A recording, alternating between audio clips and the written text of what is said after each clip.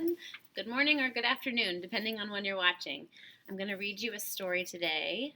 Some of you have actually heard this before if you're one of my fifth graders, but it's a really good story. So for my younger students, this should be the first time.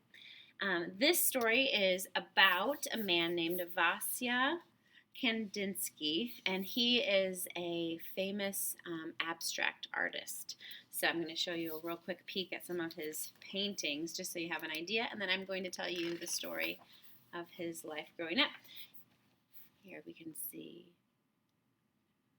You can do a little research project later. Maybe you can create your own abstract art at home if you're inspired by this story. This is historical fiction, so it is the story of his life, but the dialogue and some of the elements are imagined in this story. So this is called The Noisy Paint Box, The Colors and Sounds of Kandinsky's Abstract Art, written by Barb Rosenstock and illustrated by Mary Grandpré. I think is how you say that. The illustrations are beautiful, so we must mention her. Vasya Kandinsky spent his days learning to be a proper Russian boy. He studied bookfuls of math, science, and history. He practiced his piano scales to the marching click of the metronome. He sat stiff and straight at the dressed-up dinners while grown-ups talked and talked and talked. Vasya's well-off world was very polite until the day his aunt gave him a small wooden paint box. Every proper Russian boy should appreciate art, said Auntie. She showed Vasya the correct way to mix colors on the paint box palette. Vasya mixed red with yellow, and then he mixed red with blue. As the colors changed, Vasya heard a whisper. Hiss. Louder. Hiss. And even louder still. Hiss. What's that sound? Vasya asked. I don't hear anything, said Auntie. Vasya listened as his brush stirred and swished. The swirling colors trilled like an orchestra, tuning up for a magical symphony. Mama, Papa, called Vasya. What a noisy paint box! Silly Vasily, said Papa. Stop being foolish, said Mama. I hear lots of onomatopoeia, sound words. Vasya painted the sound of the colors. He spun a bright lemon circle onto the canvas. It clinked like the highest notes on the keyboard. He brushed a powerful navy rectangle that vibrated deeply like the lowest cello strings. He tossed up jagged swashes of blaring crimson and added cheerful dots of burbling green, clanging orange, and tinkling violet.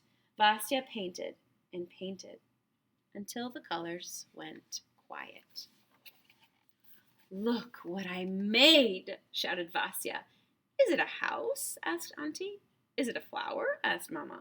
What is it supposed to be? Asked Papa. It's music, said Vasya, waltzing his painting around the house. Calm down, said Mama. Do some math, said Papa. Heaven, said Auntie. This boy needs a proper art class. So Vasya went to art class and learned how to draw houses and flowers, just like everyone else. As the years passed, Vasya finished school and studied to be a lawyer. He ignored his noisy paint box and lived the way people expected. But Vasya couldn't ignore the sounds of the colors singing to him in the streets of Moscow.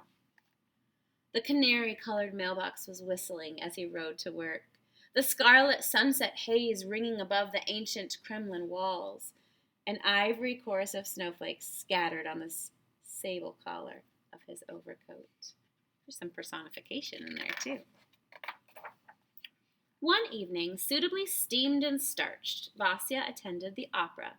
As the orchestra's music crashed around him, the colors of the noisy paint box twirled wildly in his mind, stomping lines of vermilion and coral, caroling triangles in pistachio and garnet, thundering arches of aqua and ebony with shrill points of cobalt and saffron.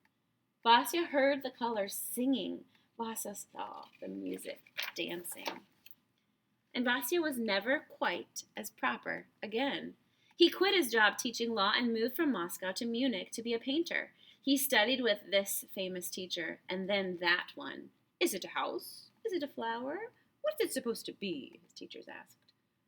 Vasya wanted to paint the colors he heard, but maybe the famous teachers knew best. And once again, he put houses and flowers, animals and people into his paintings, just like everyone expected. The teachers were happy, but Vasya was not. His artist friends understood. They, too, were tired of painting pretty landscapes and pretty ladies, and they thought art needed to change. Art should make you feel, Vasya told them, like music. Exactly, said his friends, but none of them knew how to paint feelings until the day Vasya grew brave enough and invited the world to see the paintings roaring from his noisy paint box.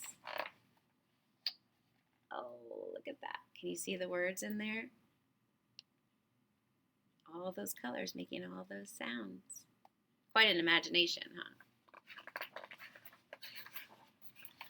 Snapping cerulean points, crunching crimson squares, whispering charcoal lines, Vasya named these paintings after the music he loved. Improvisation, composition, accompaniment, fugue, movement, and simply 3 sounds. With his noisy paint box, Vasya Kandinsky created something entirely new, abstract art. It took a long time for people to understand. Is it a house? Is it a flower? What's it supposed to be? It's my art, Vasya answered. How does it make you feel? How does that make you feel? If you look at that picture. Is it happy? Is it crazy? Is it busy? I'm curious. And here again at the very end, we see some of his work. Now his name is Kandinsky, which you'll see here at the very top, the colors and sounds of Kandinsky's abstract art. So if you would like to do a little research on him, you may look it up and maybe share with me. Also, if you'd like to create your own abstract art, that would be amazing.